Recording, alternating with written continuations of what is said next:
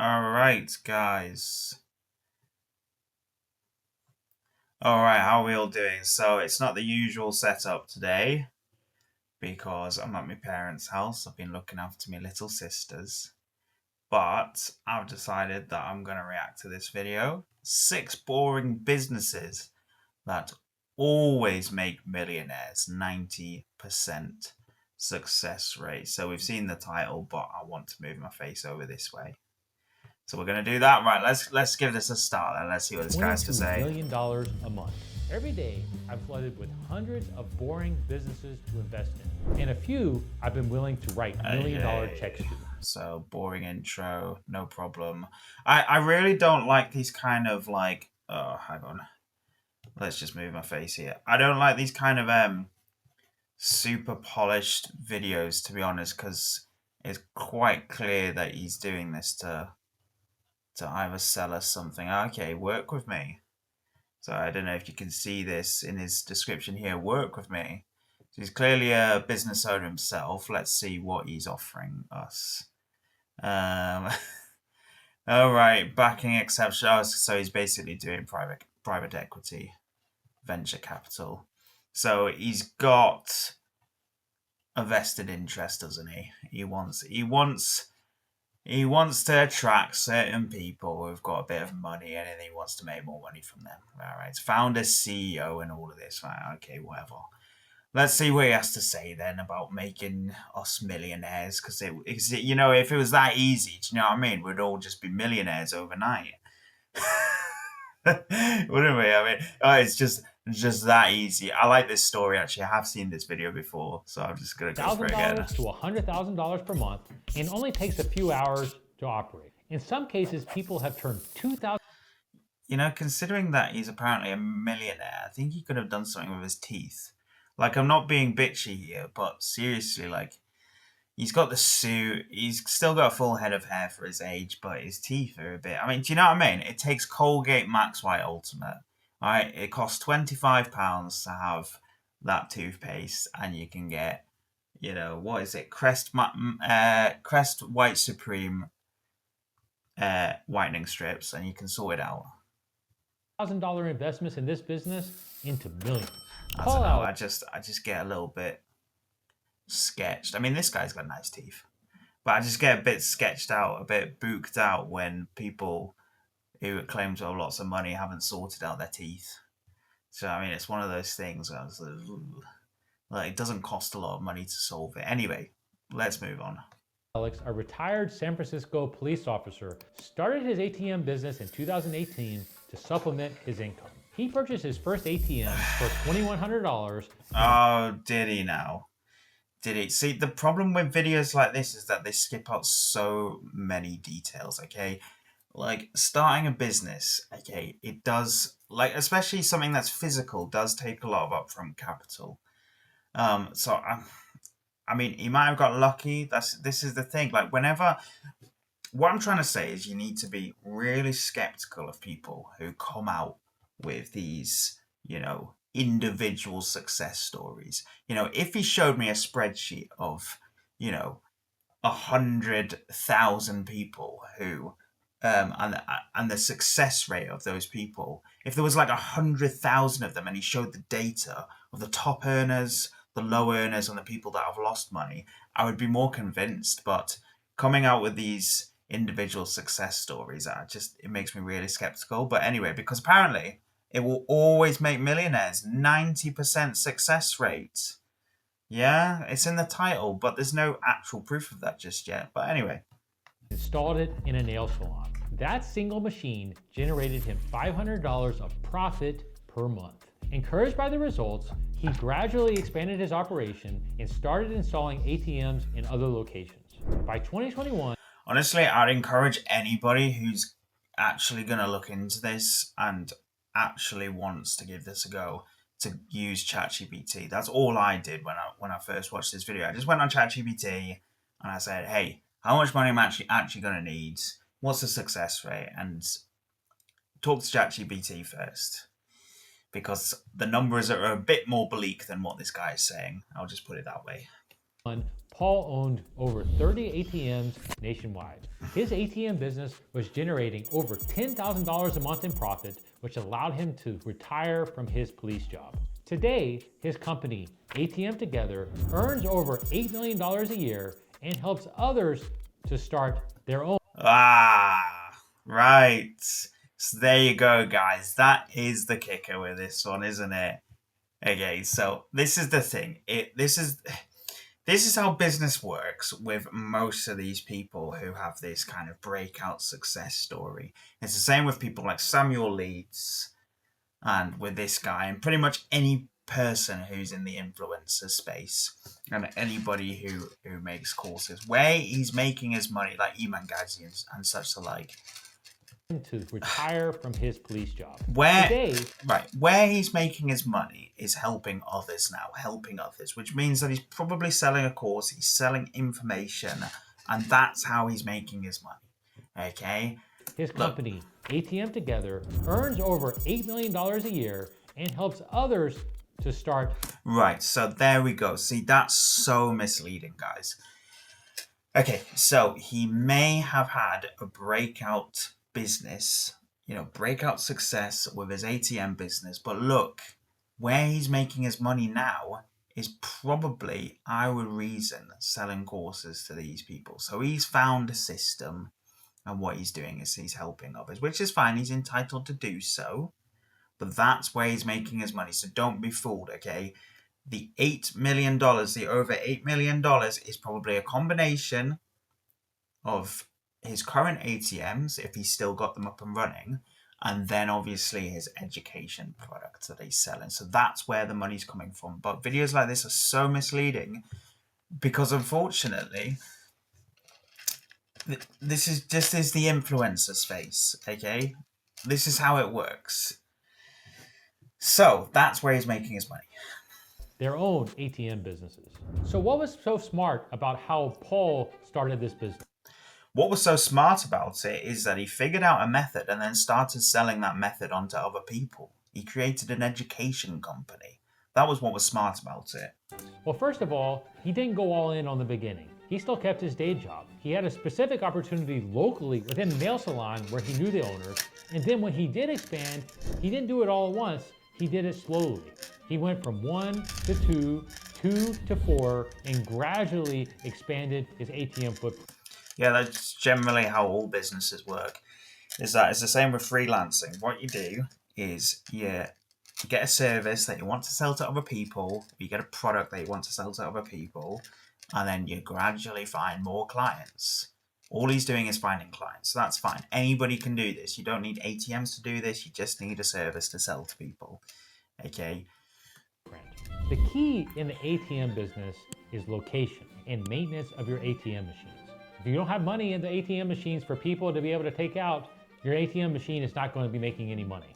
Yeah, but that's the case with any business. So you need to have a good service, you need to have a good product, and it needs to be reliable. So it's the same with any business. Okay? It doesn't matter whether you're doing music, video, financial services, property, ATMs, doesn't matter. You need a good service. If your machine breaks or is not functional for whatever reason, it's not going to be making any. Yeah, obviously. Right, so the business almost never fails. Oh, laundromats. Now, I've heard about this.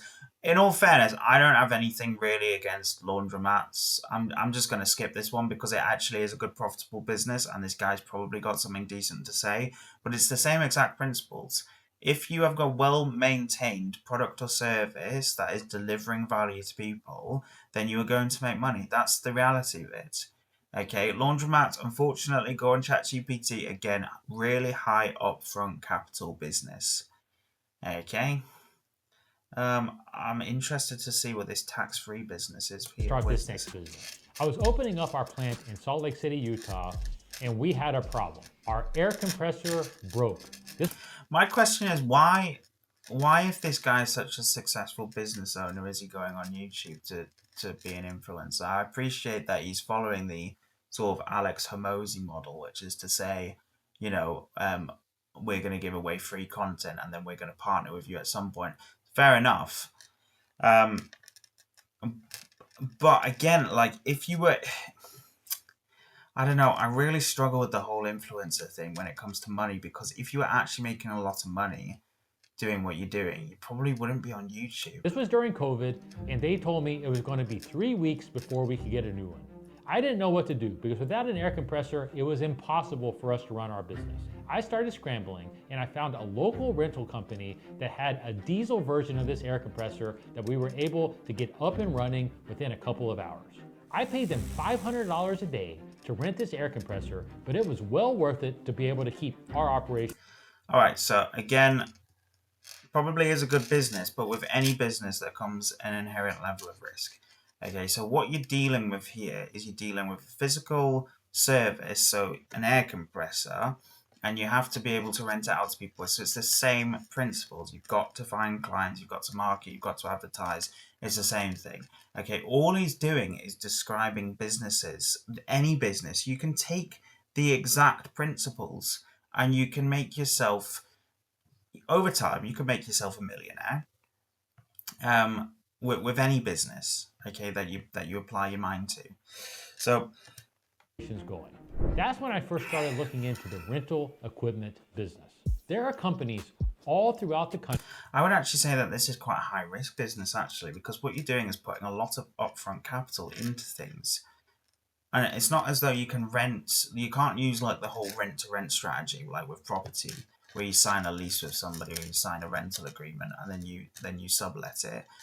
You can't really do this with equipment. You have to be able to buy equipment, and then you also have to study the equipment. You have to know what you're doing with the equipment. Like, if you have specific knowledge on it already, fair enough, go for it. If you know what you're doing with it already, then absolutely go for it. But I don't know, like, it doesn't seem like a good idea to me. Country every single day that have a need for a piece of equipment that they do not have on site. Any type of equipment you can imagine. This is where the opportunity comes. If you have that equipment in stock, in working order, ready to go, then companies will pay you.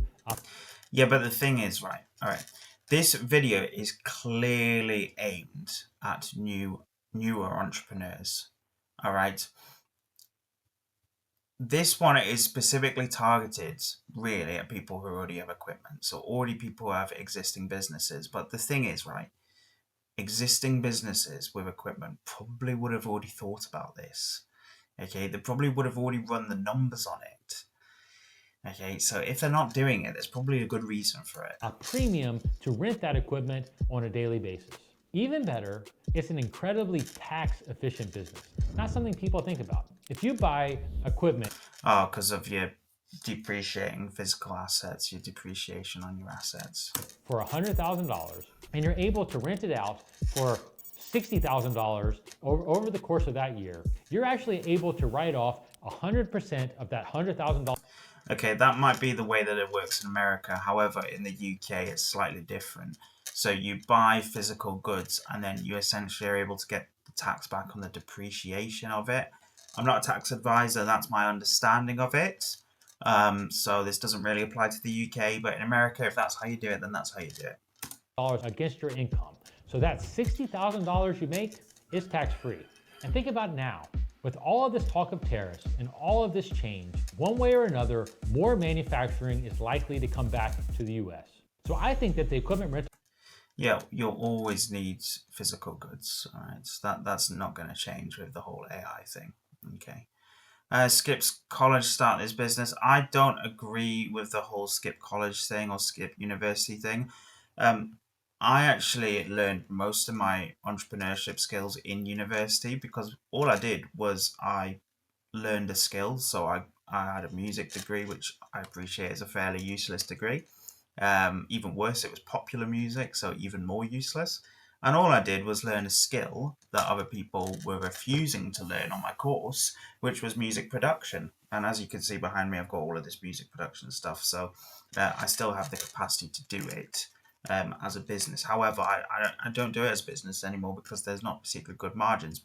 But what I'm saying by this is that in university, I had the opportunity. So I had the opportunity to learn a skill, and then I had a captive audience. I had a group of people who I knew needed what I had to sell, and I sold it to them.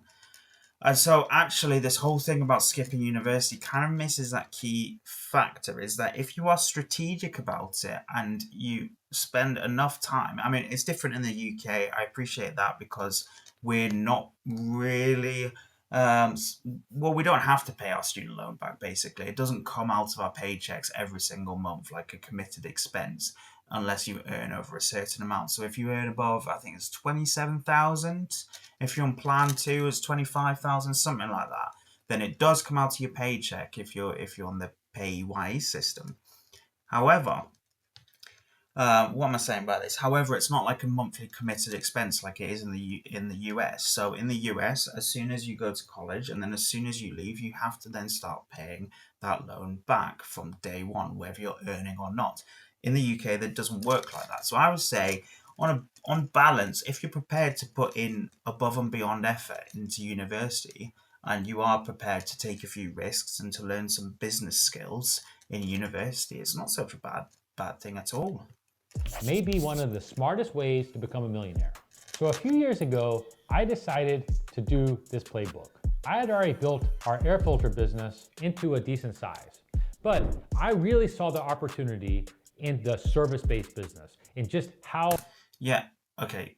Every business you are describing is a service based business. When you start off in entrepreneurship, you will be selling a service, you will be selling your time to other people. Okay, it takes a lot of upfront capital to be able to sell a product to other people and to get other and to hire other people to do it for you. So all of these are just service based businesses. Okay, trades again, service. Business can be a monopoly. I mean, in all fairness, this guy did a, what was it? Yeah, it's all service based businesses. Essentially, a video like this is pretty useless. What you really should be saying is, how to start your first, business in general. I really like Alex Becker's videos because he gives broad concepts. Videos like this are just for the consumer. They're just to be consumed by people who have never ever started a business before, and they're just consuming knowledge, thinking that if they consume enough knowledge, then they'll eventually take action and start a business. However, in the real world, there's you're gonna start off as an entrepreneur in some kind of service-based business. I mean, all businesses, to be fair, are either service or product. So you're gonna spend most of your time when you're starting off selling your time. Okay, and hopefully, if you start a business and work for yourself, then obviously you'll be making more than if you had have been in a job. Right.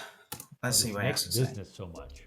I'll never forget when I first came back to Talladega, Alabama to start what is now Filter By. I was looking around at the local industry, and you know what? There wasn't much. But one of the richest guys in town, local unassuming country guy that probably didn't graduate the 8th grade, but he was extremely successful. And you know what business he was in?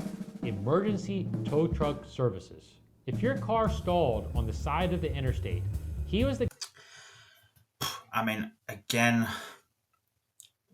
if this is aimed at beginners, I'm not sure it is, but if it is, I mean, it's reached 1 million people already, and it hasn't been around a while. If it's reaching mostly beginners to business, a tow truck business, I mean, unless you have a truck already that is capable of doing this, I mean, you're talking tens of thousands of pounds, tens of thousands of dollars to get into this.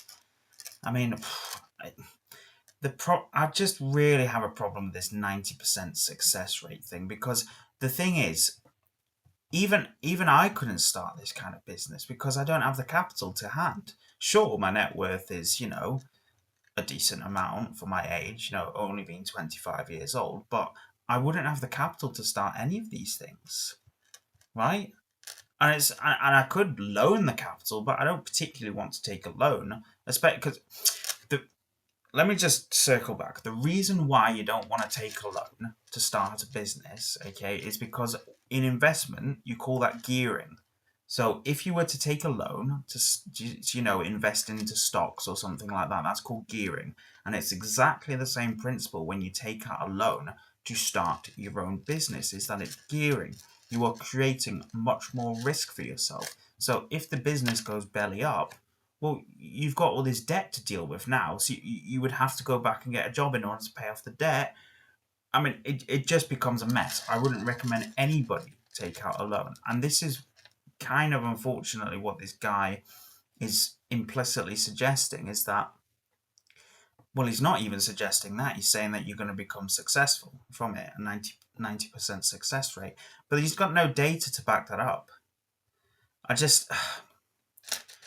don't know, guys. Like, if you're going to start working for yourself and you're going to start a business, what you need to do is you just need to sell your time.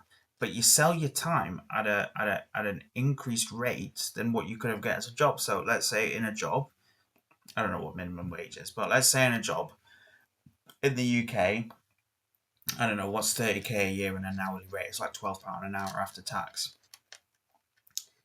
If you can make more than £12 an hour, be it guitar tuition, be it doing photography on the weekends, be it I don't know. Think of something that pays £15 an hour. Cleaning will pay £15 an hour. If you can do that, and then you can get some clients and just do that. I don't know. Like, to be honest with you, this hasn't really been a reaction video. This has just been a kind of annoyance video of him, basically. I mean, I'm just annoyed that he's at a 90% success rate. No data to back that up. 6 boring businesses. To be honest with you, all businesses are boring. Okay? If you go hard enough into business, I mean, when I was doing music production, for goodness sake, I mean, you would think, oh, that's really glamorous. It's not. It's graft. It's editing. It's re-recording things. It's dealing with people. All right. All businesses are boring. You know, I think what it means is they're not glamorous in the sense that they're not like, I don't know, you're a rapper or something, but I don't know. I just really get sick of this kind of content on YouTube, to be honest with you, because it it it's obvious if you've been working for yourself for a while, okay, but this is just intended for beginners. But the problem is, if it's intended for beginners, and then he's saying, you know, work with me, and then he's advertising some VC, like. I don't know, what's this? Subscribe to follow me on my mission to build the world's leading air quality company. Just an honest look at my journey to build a business towards 1 billion. So essentially he's following the Alex Hormozi model, which is probably why he's had a bit of breakout success already with this video. Because he's essentially copying Alex Hormozi, isn't he? Now, I've got a lot of respect for Alex because I've read his books and I actually like them. Good principles, you know, and I don't feel like I'm getting ripped off when I buy his book because he's just giving good principles. Whereas this guy's clearly just copying him, and he's like, "Oh, I want to get myself to 1 billion." Well, who doesn't? Do you know what I mean? Who flipping doesn't? And to be honest with you, I'd rather that Alex. The guy that you Oh, call. shut up, man. Just honestly, I would rather that Alex becomes a billionaire before this guy. Do you know what I mean? Because, like, I don't know, I just like him more. This guy is misleading. Like, I don't think Alex would say something like this as well. 6 boring businesses that always make millionaires. I mean, he probably has similar content, but 90% success. I just can't get away from that.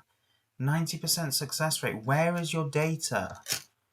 I mean, this video is just turned into me complaining about the business world, to be honest with you.